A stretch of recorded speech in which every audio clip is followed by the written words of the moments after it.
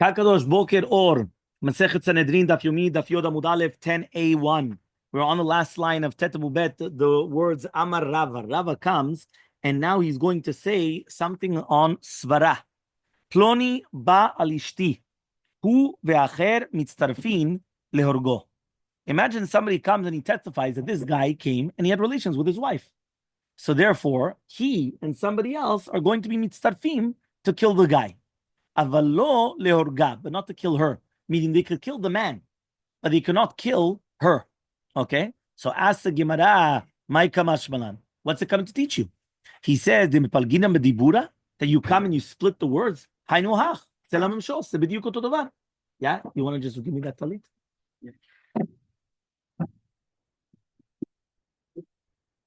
Yeah? He says it's the same thing. What do you mean it's the same thing? At the end of the day, it's the exact same thing. Remember, what is Palgina Dibura? Palgina Dibura means I'm only taking half of the testimony. So before, yesterday, we were speaking about half the testimony we were talking about that somebody came and he, what's the word in English? That he basically had relations with him, but it's a meal. So therefore, he and somebody else could come and they could join together in order to do it. Here now, we're talking about, right, about with Ishto. Yeah, so he says, Palginan Debura. Yeah, he comes and he says, right, Palginan Debura. So he says, Ma'u de Teima, I would have thought to say, Adam karov etzel atzmo amrinan, aval etzel ishto lo amrinan. I would have said here that it's a bigger chidush. You know why it's a bigger chidush? Because here it had to do with his wife. It wasn't to do with him. Meaning when he came and he said, Ploni reva'o, meaning he did it to him, so for Adam karov etzel atzmo. So for he's not going to be believed for him, that's for sure. But he's going to be believed to kill the other guy. That yes. Palgin and Dibura, we split up the testimony. But to do with this, I would say that maybe the person is not karov etzel ishto. Means even though yes, it's his wife, but at the end of it, it's not the same thing. So therefore, I would come and would say Kamash Malan that we say the exact same thing. Palgin and Dibura. Okay? Okay. Yoda Mudalif on the top. Okay, 10A1 at the top. Okay. We already said at the beginning that it's Lili Nishmat Tamu Vatoro, because we say it every single morning, but it's Sheyon Sheniftara Kayom Hazeh. The Amar Rava. Rava comes down and he says, okay, so Rava comes and he says as follows. Rava says, Ploni ba al nara meorasa. Somebody comes and he has relations with the nara meorasa. Vehuzmu. And they became a din zomim. Neragim. They're going to be killed. What does a person get for, right, nara meorasa? Sekila. Remember, once she's engaged, it's sekila. It doesn't matter who she is. She could be a bat Kohen, bat Levi, bat Israel. Remember, engaged is sekila. The en meshalmim mamon, but they do not pay money. Because remember, here, there's death and there's money. There's the money, which is basically losing the ketubah, and there's the death. So here, there's only going to be the death penalty. Bito shel ploni, if they come and they say that somebody had relations with the daughter of ploni, vehuzmu, right, and they were made in zomim, neragim shalmim mamon. He says here they're going to be killed, plus they're going to pay money. Why are they going to pay money over here? It's mamon lezev and nefashol lezev. You remember that we said that the mamon was for the via nara, and the mita was for the nara herself.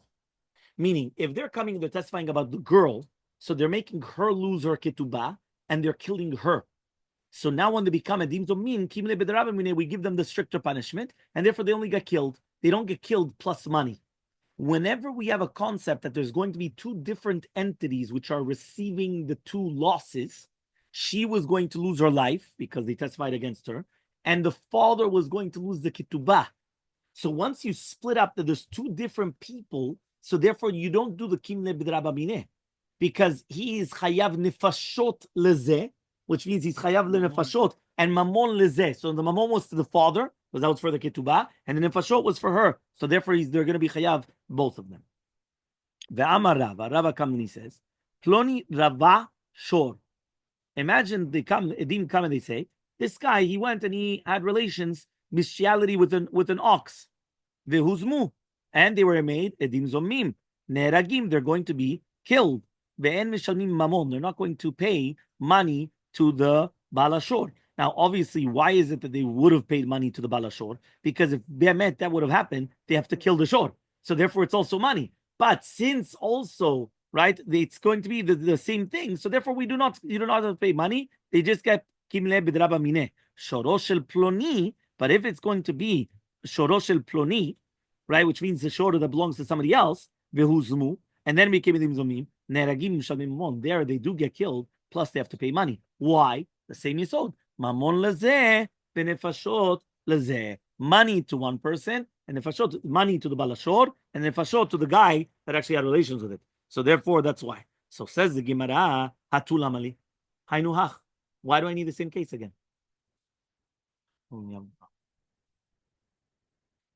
Why do I need two of this exact same cases?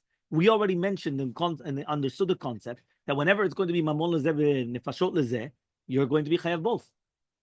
Why do I need two different cases of ploni ravai tashor and ploni bal naramu nasa v'chule v'chule? So he comes and he says, mishum deka bai baya ilave, because we had a question on it. The bai Rava Bazrava came and he asked the following question: ploni rava shori mahu. What happens if a person comes to Bedin and he says, this guy came and he did bestiality with my shore? What's the halacha? Do we kill the shore or not? That guy, for sure, we're going to come and we're going to kill. But is he going to be believed to testify on his shore? Because it's his shore. Meaning, one more time, we spoke about beforehand, testifying about yourself. That was to do with the guy having relations with the other man. The guy came and he forced them to have relations, right? That homosexuality. Then the second case was with the guy's wife. So he comes and he testifies, this guy had relations with his wife. That's going to be the second one. So the first one, for sure, Adam Karov Etzel Atzmon, to do with him himself. The second one, even Adam Karov Etzel Ishto, which we would have had a Havamina, maybe not, but it is. The third one now is his shore, meaning it's his property. So can he testify that it happened with his shore? So he comes and he says, Mi amninan do we say Adam Karov Etzel Atzmo? The same yisod, that a person is of a family member, he's close kin to himself, and therefore he cannot testify about his own shore, and therefore I do kabel gilmin, or en Adam Karov Etzel Mamono, or a person is not going to be karov by his money, meaning a person could be karov etzel atzmo, which implies to him or to his wife, but not to his money. Here, it's his money. His shore is his money. So it's not the same thing. Or Dilmar, maybe I'm going to say, Amnina, Adam karov etzel mamono, a person is karov to his money, and therefore we're not going to accept it about his shore. So Bata Debaya Hadapashta, after we asked this question, we answered it. Adam karov etzel atzmo, ven Adam karov etzel mamono. A person is karov etzel atzmo, but not mamono, and therefore he could testify, right, about that this guy went and he had, how do you call this, speciality with his animal, so therefore they're going to come and they're going to kill the animal, and he's going to be believed for everything, right, again, because of this yesod. Meaning the reason why we brought it was not because of the concept of palgin and dibur, because we already learned that. It was just because of what we mentioned, that a person is not going to be karov etzel mamono. Okay. 2 dots. Makot bishlosha. We said whenever we're giving makot, it's going to be with 3 people. Yeah, makot bishlosha. So says the Gemara, Minanimile. How do you know that when you're going to give lashes, you need the 3 dayanim? So Amar Ravuna says, it says pasuk ushfatum. Right? This is the pasuk that has to do with the how do you call this, makot, because it says over there ki riv ben anashim v'nagashu el mishpat, and they're going to right there v'nigashu el mishpat ushvatum, and they're going to judge them v'tztikot tzaddik v'yishu tarasha v'yayim binakot tarasha, then they're going to come and they're going to hit tarasha. So therefore, since over there it says ushvatum, right, it has to be minimum shnaim. Then betin shakul, there's no such thing as a betin shakul. So therefore, right, mosifim alehem od echad harekan shlosha. Since they're going to come and they're going to add on another one, so therefore it's going to be 3 dayanim. Meaning, if it says ushfatum, and ushfatum is plural, it means minimum 2, and we know that there's no such thing as a bedin shakul, so therefore it has to be minimum 3. So from there we learn that it has to have 3 dayanim for malkut. So ask the Gemara, ela me'ata, 1 second, v'yitztiku shnaim, v'yirshiu shnaim, harekan shiva. 1 second. You learned from ushfatum 2. Since there's no bedin shakul, it has to be 3. So 1 second, but I also have part of that pasuk right after ushvatum is hitztiku et tzaddik, hirshiu et rasha. Hitztiku plural, hirshiu plural. So another 2 and 2. So you should have a minimum of 7. Why? Because you have 4 plus 3. That's going to be 7. Harekan shiva. So answers the Gemara. So why did you tell me that it's going to be enough for how many dayanim? For 3 dayanim, it should be 7 dayanim. So answers the Gemara. Hahumi baile kedula. No. There we need it for ula, special drasha for ula. Why? The amar ula Remez le'edim zomim min Torah minayin. And by the way, I want everybody to look right at the little hay in Masoret Shas. What does it say? Masoret Shas. Everyone sees Masoret Shas. No? What does hay say? Makot bet amud bet. So this we're going to be learning in Kinya Masechta. In Kinya Masechta, this is coming up. We're already on bet amud bet, but we're on the top of the page. This is going to be in the middle of the page. That the Gemara is going to ask, Remes le'edim zomemim min Torah minayin. Where's the hint of such a concept of edim zomemim? So the Gemara is going to ask the exact same question. Remes le'edim zomemim? You want a remes? It's written mefurash. You're going to do what they plan to do to other people. What do you mean a remes? You need a remes? If it's written in the Torah mefurash, it's written in the Bible. Whatever you wanted to do to your friend, that's what's going to happen to you. You need a remes? You mean remes? What does that mean? So says the Gemara, this is mamash chazara. Ela barada remes le'edin zomemi shelokim minayin. No, that wasn't the question about edin zomim in Torah. That's written mefurash. Where's the remes that they get lashes? Meaning that if I cannot give them any other punishment, they get lashes. Where is that hinted in the Torah? So says the Gemara, right? They're going to come and make the tzaddik a tzaddik, and they're going to Mashiach Rasha. Vayam binakot Rasha, they're going to hit Rasha. So ask the Gemara, Mishum de vitztiku tzaddik v'shut Rasha, Vayam binakot Rasha. He says, I don't understand. Because they came and they were matztik the tzaddik, now automatically you give the Rasha lashes? Imagine two people come to Bedin. I come and say, you lost a case here. Let me give you lashes. What's going on over here? He says, no. Yeah. Right? Not by Torah. Doesn't exist. Ela, but rather, edim shirshiu et tzaddik. But rather, what happens is we're talking about edim shirshiu et tzaddik. That they came and they made the tzaddik rasha'im. They made the tzaddik rasha. What does it mean, an edzumen? They come and they testify falsely about a guy. So they made him into a rasha. And then came other edim, and they come and they make him a tzaddik from the beginning, meaning retroactively that he was always a tzaddik. And then they made these edim zomemim into reshayim. And therefore we're going to come and we're going to give them lashes. So therefore that's why if somebody's going to ask you, where is there a remez in the Torah of edim zomim, we're not talking about stam edim zomim. But stam edim zomim, it's a pasuk mefurash. V'asitim lo kasher zamam. Yeah? So therefore, you're going to do for him kasher zamam. No. Remez that they get lashes. So the remez that they get lashes, meaning because they came and they made this guy rasha, and then they're going to come and they're going to make that the guy was a tzaddik from the beginning retroactively because they became a dimzomim. And then these guys become a resha'im now because now these edim zomim that we thought they were very, very good people. They were regular edim. We thought they were tzaddikim. And now they become the Rishayim now. So what happens? You're going to give them lashes. So ask the Gemara. By the way, everything that we mentioned now, we're learning Kinya Masechta. We're learning Masechta Makot. Because everything that we just mentioned now is Masechta Makot, even this part now. So ask the Gemara, the typically lo ta'aneh. You have a negative commandment. The negative commandment is lo ta'aneh b're'acha et shaker, which means that you're not allowed to come and you're not allowed to testify falsely against another Jew. It's a negative commandment. Whenever you have a negative commandment and there's going to be an action, so therefore what happens? You get lashes. And therefore, why do I have to come and start learning it from a remez and this and that? Just learn it from lo ta'aneh. Lo ta'aneh b're'acha et shaker v'gamanu. And so the Gemara, mishum da'av le'lav shemo ma'aseh. It's a negative commandment, but there's no action. It's only speech. V'chol lav shemo ma'aseh en lo kin alav. And any negative action that does not have a negative commandment that does not have an action, you don't get lashes.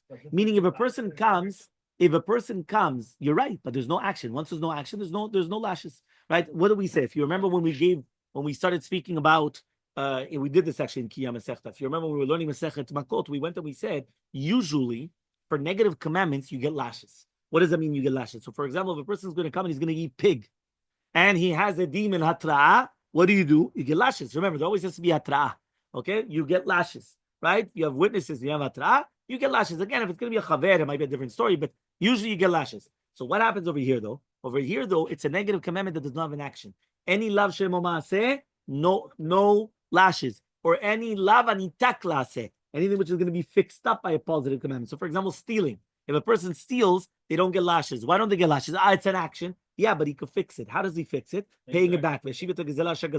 Since it's a lava nitaklase, it's a negative commandment that can be fixed by a positive commandment, there's no lashes. So this is another klal. Lav shembo maaseh and lokina lav. Any negative commandment that does not have a maaseh, they don't get lashes. The Gemara is going to ask, maybe bemet, the moving of the mouth, maybe the moving of the lips, maybe that in itself, akimat sfatai, maybe that is an action. But until now, we're just taking it on very simple, that since there's no action, you do not get lashes for, right, lo ta'aneh, and therefore you're only getting the lashes because of the pasuk of vayayim bina kot rasha, that was a remes. Okay? Very good. Next. Mishum Rabbi Ishmael Amru. In the name of Rabbi Ishmael, they came and they said, remember, there's going to be 23 dayanim in order to give lashes. Not 3, 23. Yeah?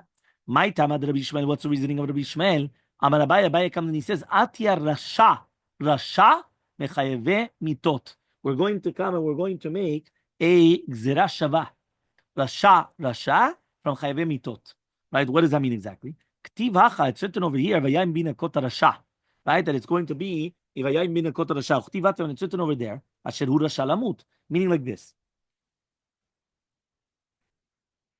Right? Which means like this. There's a gzera shava from the rasha.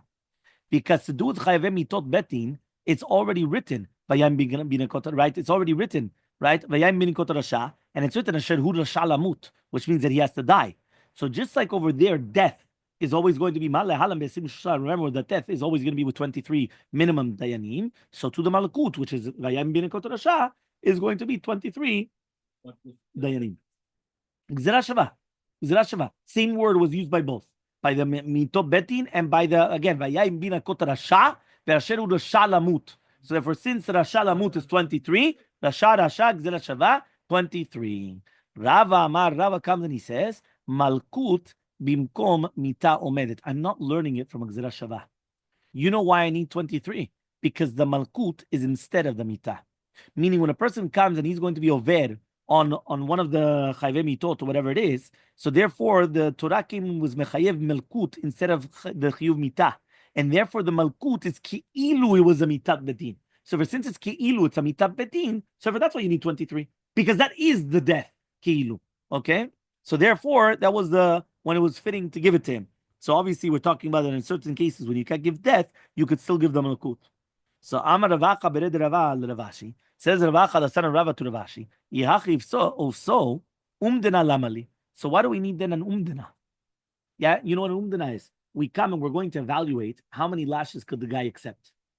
Meaning anybody that's chayav malkut, they come to the bedin and they take a doctor and he does the doctor's check and they check, no, how many malkut can he receive? Because if right now he could only receive 20, so you only give him 20. If he could receive 30, it's only 30. If he could receive the full 39, give him the full 39. But sometimes it also happens if he has multiple charges. So for example, let's say he's obligated 2 times 39. So again, they're going to come, they're going to evaluate how many lashes can a person be mechayev. So the Gemara asks, one second. If you just told me right now the malkut is instead of death, so lemachye, v'mayit lenut. I don't understand you. Hit him, and if he dies, Kaddish. What do you care? If the malkut is instead of death, so what do I have to come and I have to be a nice guy and I have to start, evaluating, is he going to live, not going to live? I don't understand you. Anyway, Bemet, he should have died. The only thing is, we're giving him a malkut instead of death.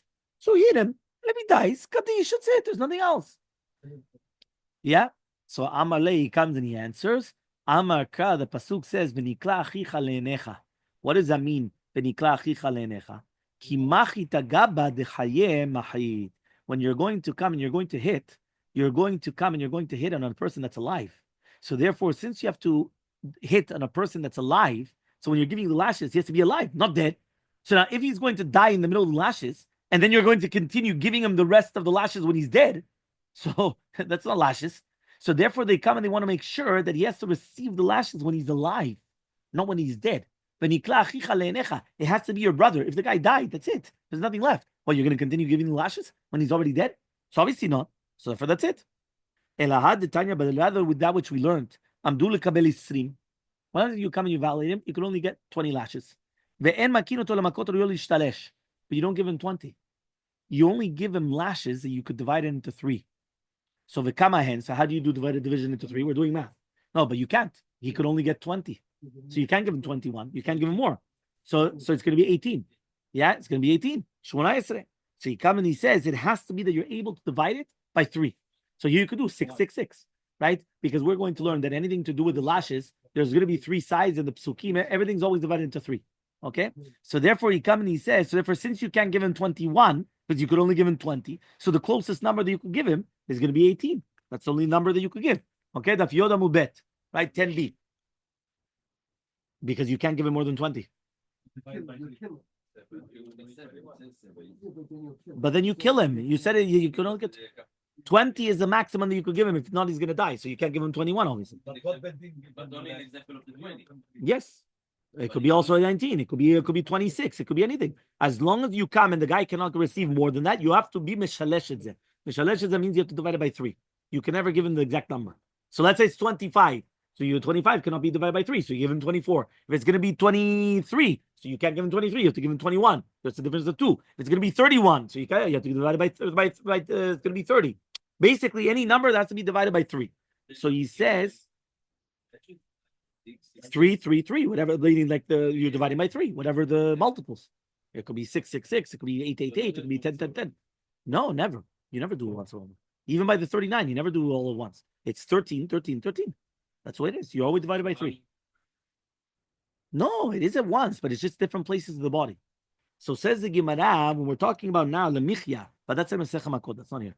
Right? He says really like this. Lemichya, we're talking about now, lemichya esrim v'chada. So he comes and he says, so why don't we just give him 21? V'chimai ba'achada lemut. And let him just die with that 1. And what's the problem? Meaning, right, with that 1, one more time, we evaluated that he could receive 20. If he's going to receive more than 20, he's going to die. But that means when is he going to die? On the 21. Yes. So give him the 21, and when he dies on that 21, that's fine. But when you give him that 21st, he was still alive. And then he's going to die. So fine.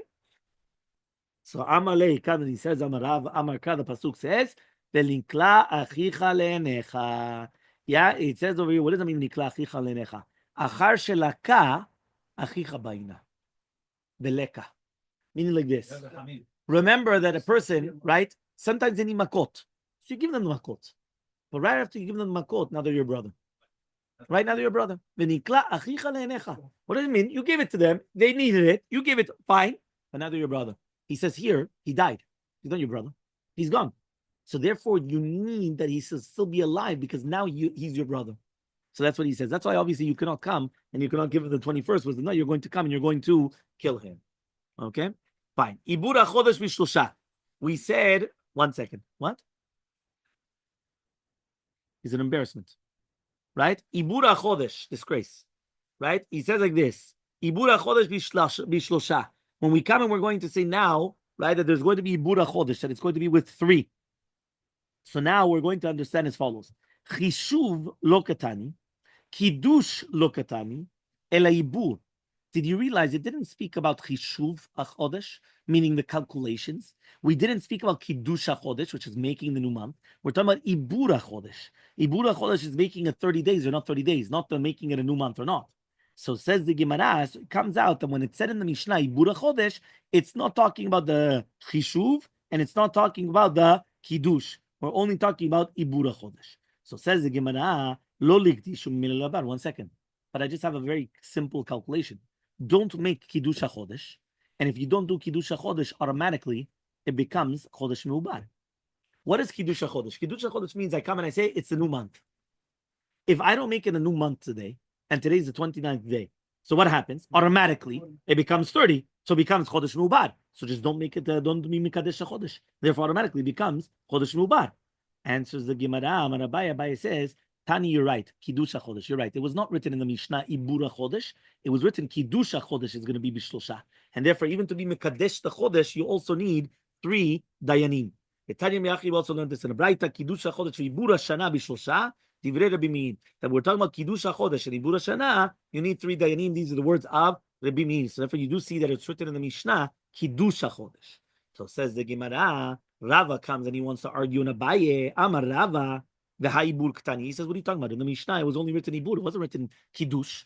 So what are you talking about now that it's talking about things? So obviously it goes back to the original question. Elamar Rava, but rather Rava wants to answer, Kiddush biyom ha'ibur bishlosha. You're right. If I want to do the Kiddush HaChodesh on the day of the 30, then I also need the 3 dayanim. Achar ibur leka Kiddush. But after ibur HaChodesh, there's no Kiddush anymore because automatically it became Kiddush HaChodesh. Umani, and who's this shita? Rabbi Elazar, Rabbi Tzadoku. This is going to be Rabbi Elazar Tzadoki. The Talmud is going to the Mishnah. Rabbi Elazar Tzadok Omer, Im lo nid'a bizmano, em mekachin oto, shekvar kideshu b'shamayim. Meaning, if it wasn't seen in the proper time, we don't need to do anything. Why? Now we can be passive because Hakadosh Baruch Hu did it already. Meaning, Hakadosh Baruch Hu was mekadesh the chodesh right b'shamayim from yesterday. So therefore, it was already done. I don't need to do anything. It's already a done deal. So that's the shita of Rabbi Elazar Rabbi Tzadok. Rav Nachman comes and he says, no, I've got another answer. Kiddush achar ibur bishlosha. You're right. When I want to come and I want to do Kiddush HaChodesh after Ibur HaChodesh, which means after the 30th day, right? So which is going to become now the 31st day. So that has to be done with 3 dayanim.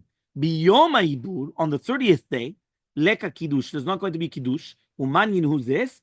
Plimo, this is Plimo. The Tanya was learned in the Braita. Plimo says, Bizmano and Mekachinoto. Right? During the proper time, the Bedin don't have to come and they don't have to be Mekadesh, the Rosh Chodesh. Because since it's coming in the proper time, they don't have to make a chizuk for it. Shelo bizmano, if it's only going to be until tomorrow, then Mekachinoto in order to be Mechazekoto. Then they have to come and they have to actually make it stronger. So that's when they're going to be Mekadesh at the Chodesh. So according to this, when it says Ibura Chodesh, right, it's a Kipshuto, we're talking about Mekachim at the Chodesh on the 31st day. And therefore they're Me'avrim at the Chodesh Shavar. They're doing it for the previous month. Ravashi comes and he gives the last explanation of our Mishnah. What is the Ibur HaChodesh? Leolam Chishuv Ktani. Really, Be'emet, it's not written Ibur. And it's not written Kiddush, because the answer of Abaye was Kiddush. And Rava argued and said, no, it's written Ibur, but just with a different answer. Ravashi comes and he says, it's written Chishuv. Meaning it's written Chishuv HaChodesh in the Mishnah. Umay Ibur. So what do you mean now Ibur? Chishuv the Ibur. We're talking about the Cheshbon of making it a Chodesh of Ibur. The idea the Kabbalah meet in Ibur HaShana. So since we're talking about Ibur of the Shana, so we also learned Ibur HaChodesh. Chishuv HaChodesh in, Kiddush HaChodesh lo. Meaning, when you want to come and calculate when are you going to make Rosh Chodesh, that you need 3 dayanim. But to do with a Kiddush HaChodesh, you don't need 3 of them, because since already we came, it's already Mekudash, by itself, we don't need anything else. And who is this? Again, it's the same Rabbi Eliezer. He says, the Tanya Rabbi Eliezer Omer, Ben Bizmano, Ben Shelo Bizmano, and Mekachinoto. According to Shitat Rabbi Eliezer, we saw a lot of different shitot here. This is now the Shitat of Rabbi Eliezer. You don't have to be Mekadesh HaChodesh at all. Shneimar says in the pasuk, "V'kidashtem et shenat chamishim shana." You're going to sanctify the 50th year, so there's going to be the Yovel. Shanim atam mekadesh. You're only going to be mekadesh the years. The year atam mekadesh chodashim, but you do not have to come and be mekadesh, write the months, okay, to say mekudash. Meaning, according to the shita, you never have to be mekadesh the month. It's only years, okay. Fine. Now we're going to go to the next part, which is basically the concept of the Ibur Shana. Rashbag Omer, Rabbi Shimon Gamliel Omer, he comes and he says bishlosha. We're talking about 3 of them. Okay, so he comes and he says as follows: Rabban Shimon Gamliel Omer bishlosha. We're talking about 3 people. You start in the middle, you have 5, and in the end, you're going to finish with 7. Tanya, we learned to the Braita, Keitzad. What are the words of Rabbi Shimon Gamliel? Bishlosha matchilim b'chamisha nosim v'tochnim v'gomrim b'shiva. How does that happen exactly? How do you start with 3, in the middle you have 5, and then you finish with 7? So he says, Echad omer leshev, u'shnayim omrim shelo leshev. What happens if one of them, he comes and he says, you know what, let's sit down, and let's start being ma'ayen. And 2 of them come and they say, no, we don't have to do it. Lo leshev. So batel yachid b'miyuto, again, he's 1 against 2. That's it, he's batel. Shnayim omrim leshev, echad omer shelo leshev. 2 of them say to sit, and 1 of them says don't sit. Right? Umosifin. Right, so now we go after the majority, obviously. So that's it. You have 2 that saying sit. Then they grab another 2, and they're going to be nosivim notim b'davar. So they're going to be, going back and forth. 2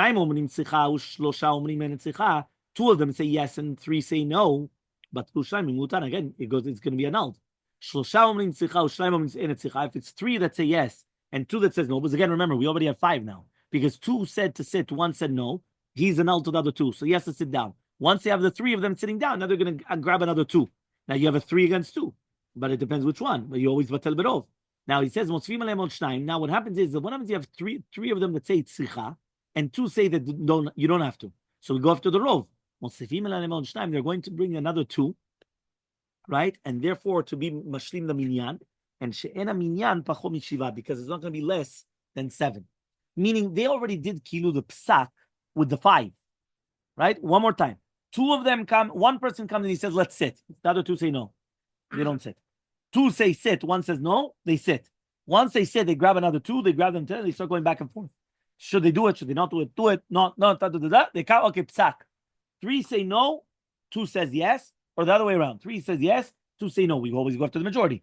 You grab another 2, and that's when you're going to come and you're going to give the psak. So says the Gemara, Hani shlosha v'chamisha v'shiva kenegami. Where does the 3, 5, and 7 come from? Where does 3, 5, and 7 come from? So he says, Pliga bar Rav Yitzchak v'Nachman v'chad. There's a machlok Rav Yitzchak v'Nachman and one person with him. Who is that? Shimon ben Pazi. And some people say it's Rav Yitzchak. Right? Rav Shimon ben Pazi and one person with him. Who is that? Rav Yitzchak ben Nachmani. One of them says, Kenega Birkat Kohanim. Birkat Kohanim. Right? What does that mean? You have Yevecha, Ya'en, and Yisa. So you have 3 Keneged the first 3 words in the first pasuk. 5 keneged the 5 in the second pasuk, and 7 keneged the 7 in the third pasuk. Meaning you have Yivarecha Shem Yishmecha 3, Yair Hashem Ben Amalecha V'Chuneka 5, Yair Yisa Hashem Ben Amalecha V'Yasem Lecha Shalom 7, 3, 5, 7. So therefore, those are the 3 psukim Birkat Kohanim. So because of that, you're going to have right 3, 5, and 7. V'Chadamar, one of them is going to come and he's going to say keneged Shlosha Shomrei Asaf. In the Bet HaMikdash, right between the Golim with the Galut Tzidkiyahu, you had 3. Okay, so therefore, since you had 3 Shomrei Asaf that they were watching over, right, the Bet HaMikdash, and then you had 5 Dayanim Keneged Chamisha Miroeh Penei HaMelech, 5 which are mentioned to do with the Golim, that they were the ones always watching the king, and 7 Roeh Penei HaMelech, meaning basically it had to do with the kings. So therefore, if you look at the pasuk over there to do with Tzidkiyahu Melech, we had 3, 5, and 7. So because of that, we have 3 Dayanim, 5 Dayanim, and 7 Dayanim. Okay, Tani Rav Yosef. Hani shlosha v'chamisha v'shiva keneged shlosha shomer asar v'chamisha penei hamelech v'shiva roeh penei hamelech. So again, the same thing, the Braita the exact same way, that it's going to be like a proof to the Braita that it's going to be 3, 5, and 7 according to the 3 different ones over here. So Elmaleh Abai Rav Yosef says about Rav Yosef, until now, why didn't you learn like this? Why didn't you ever teach like this? Meaning, why aren't you not bringing down the 3, 5, and 7 just like this? He says, right? He says, I didn't know that you needed that. He says, what? Did you ever ask me and I didn't answer you? Meaning, at the end of the day, if you guys never asked me, why am I going to tell you? You guys have to ask, and then I'm going to come and I'm going to tell you. Fine. And then we come and we say, Zman nasi tzarich yadi siman. Okay, so this is going to be the mnemonic for what we're going to be learning for tomorrow, Be'ezrat Hashem.